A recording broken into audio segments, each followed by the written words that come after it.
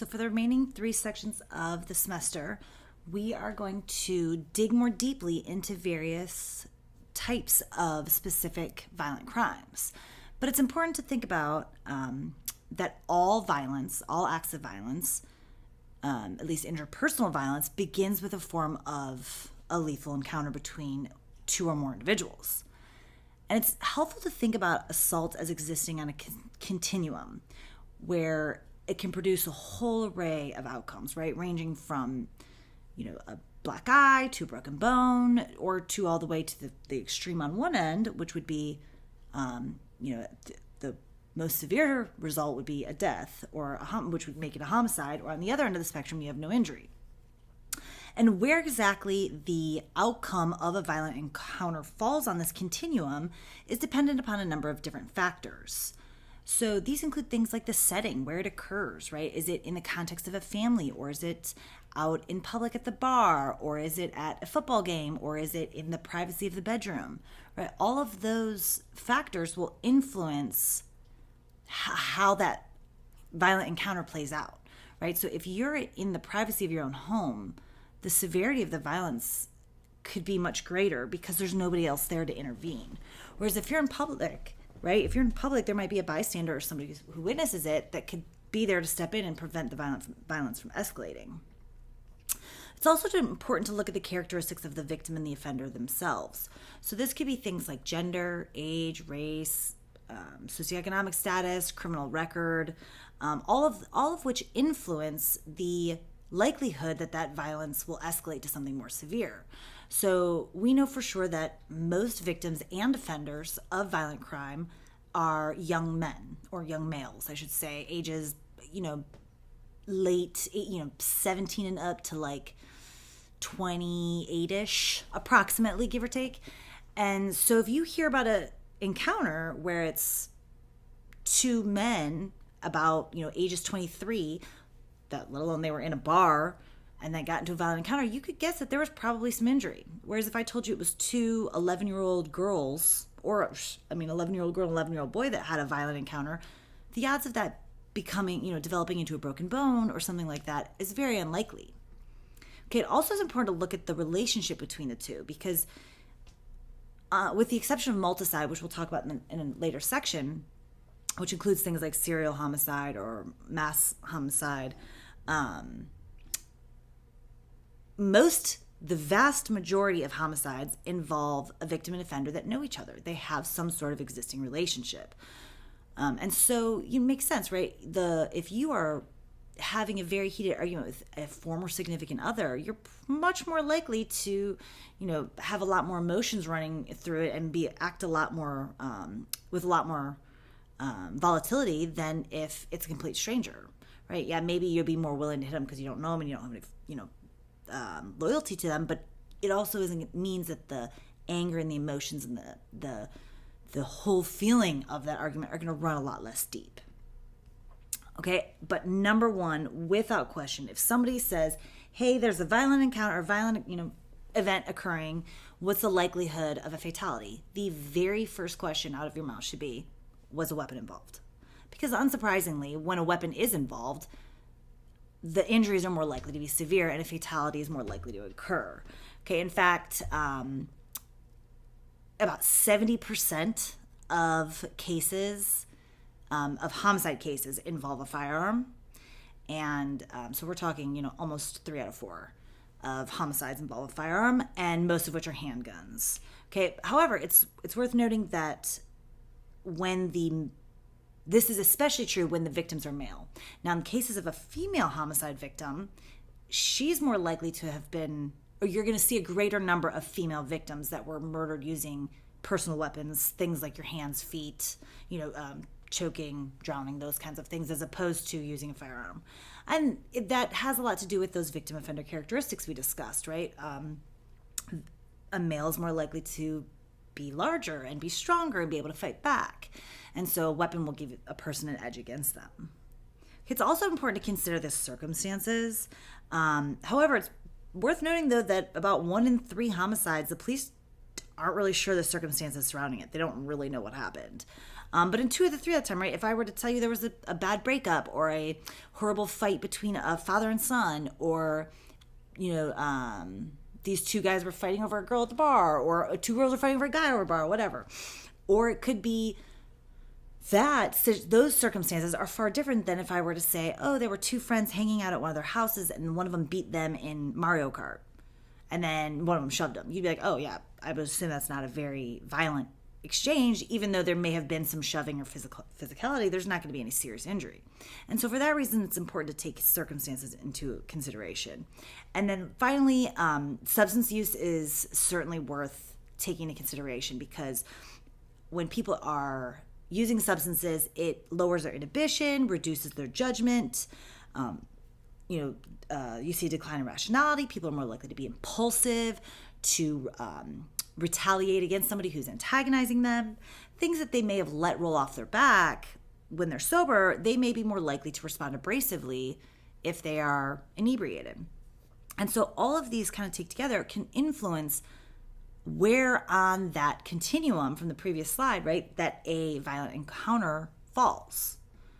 Okay, so to kind of look a little more closely at what homicide in the U.S. looks like, what you're seeing here is a chart of the leading causes of death of United States in the United States in 2017. So while this is about 5 years old, there haven't been any considerable changes to these, with the exception of COVID. And honestly, that's why I decided to stay with the 2017 numbers, because I think we're still, as criminologists, as sociologists, we're still understanding the short and long-term consequences of COVID. So this just kind of gives you a more, I should say, a more consistent look at how things have been. Okay, so this is more, trends have stayed the same since about the 80s. Okay, so you can see here that homicide is top 10 leading causes of U.S. citizens, but this is U.S. citizens of all ages. And we know for sure that very small children and the elderly are extremely unlikely to die by homicide. It happens, but it's not very common. So if we adjust this and we look at just the causes of death for those ages 15 to 49, we see that homicide comprises a much more sizable portion of those deaths, right? In fact, it's the 6th leading cause of death among U.S. adults ages 15 to 49. So when we use the term homicide, right, that is the illegal taking of another person's life, or I should say that is the taking of another person's life. But there's some variability or variation in homicides, right? So the first is excusable homicide. So excusable homicide is exactly as it sounds, right? It's excusable because it was an accident or it was unintentional, right? There is no guilt. There's an absence, no planning involved. You didn't mean to kill him. That was never your intention. Okay, and so there's 2 forms this typically happens. The first is accident, so it's an accidental death. And there's a considerable variation across states, but in general, they all hold that the homicide committed by accident or misfortune was done while doing a lawful act, so you weren't already breaking the law, by lawful means, so you didn't, use an illegal weapon or anything of the sorts, and using usual and ordinary caution without any unlawful intent. So you had good judgment, you were taking precautions, and you weren't trying to break the law, and something just happened. Okay, now this is distinct from those committed in a heat of passion, right? So heat of passion, these are those homicides that occur in a sudden and sufficient provocation. So you've been suddenly and sufficiently provoked, or there's a sudden combat, right? And there is, you cannot. So in order for it to be considered an excusable homicide in the case of a heat of passion, typically states agree that there can be no weapon used or not done in a cruel and unusual manner. And again, there's some variation, but the main commonality here, right, is that you weren't necessarily guilty, right? You didn't actively intend to take another person's life or cause them harm. Okay, and this is in contrast to justifiable. So we're not excusing your behavior. You definitely did it, but you were justified in doing so. Okay, and so these are those that are commanded by law. So thinking about military fatalities or things like homicides committed under the Castle Doctrine or stand your ground laws.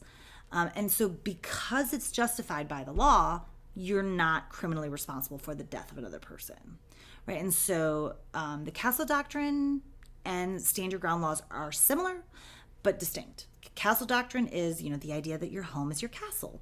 So you have the right to protect it using force if need be. And of course, there are limitations and restrictions. Excuse me, but this act of defending your property under the Castle Doctrine would justify a homicide that occurred if somebody was trying to come in and threaten that. Okay, and the stand your ground law is very similar, only instead of being protecting your property, it's protecting your person.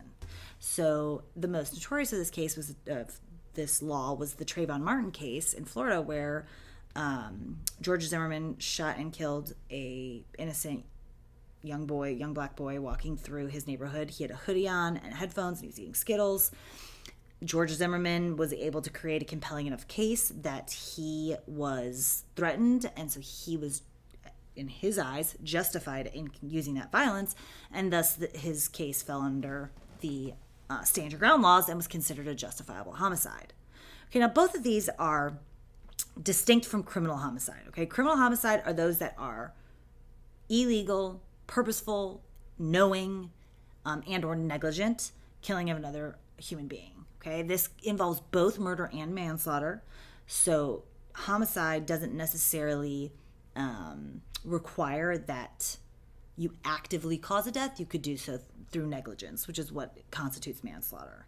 And then there's two distinct or two levels, I guess, that are important to distinguish, which is first-degree murder and second-degree murder. And so first-degree murder involves premeditation. Okay, so to say it's premeditated murder, it means you sat around, you plotted. You thought about, how am I going to get away with this? What should I do? Will it be worth it, right? Maybe I should do it. I don't know. Okay, and this is similar to but distinct from deliberation. So deliberation is, yeah, I'm going to do it. Now, how am I going to do it? Okay, I'm gonna set this out so that I know. I may even plan an escape route. I'm gonna think this through. Okay, so what these two pieces together form is this forethought, right? This kind of captures this idea that, you considered, should I do it or not? And then you laid out a plan for yourself. Okay, and the third piece is that you meant to cause harm. So you meant to cause harm, you thought about it, you planned about it, and you carried it out, and you committed a murder. That is first-degree murder. And now this is distinct from second-degree murder in some important ways, okay? So second-degree murder involves that malice piece, right? You meant to hurt him. However, you didn't really plot it out, okay? So this is a less serious offense than first-degree murder, but it's still more serious than something like something like manslaughter, or murder committed via negligence. So to give you a great example of manslaughter, for clarification, right, if you ever hear about somebody getting a DWI or DUI and killing another motorist on the road, they will often get charged with manslaughter because they didn't set out to do it. They didn't, there was no malice. They didn't mean to cause harm. There was no premeditation, deliberation. They got drunk and made a bad choice and cost the life of somebody else. Okay, and this is distinct from second-degree murder, which is like, this could be somewhat in the heat of passion, right? But instead of being having some sort of provocation, right? This is you come home and find your boo hooking up with somebody else and see red, and you attack that somebody else and you kill him. Okay, that's second-degree. That was never part of your plan, but nevertheless it happened. Okay, so by the end of this video, by now, you should be able to talk about the factors that influence the lethality of a violent encounter, and then be able to distinguish between excusable, justifiable, and criminal homicide, and first and second degree homicide.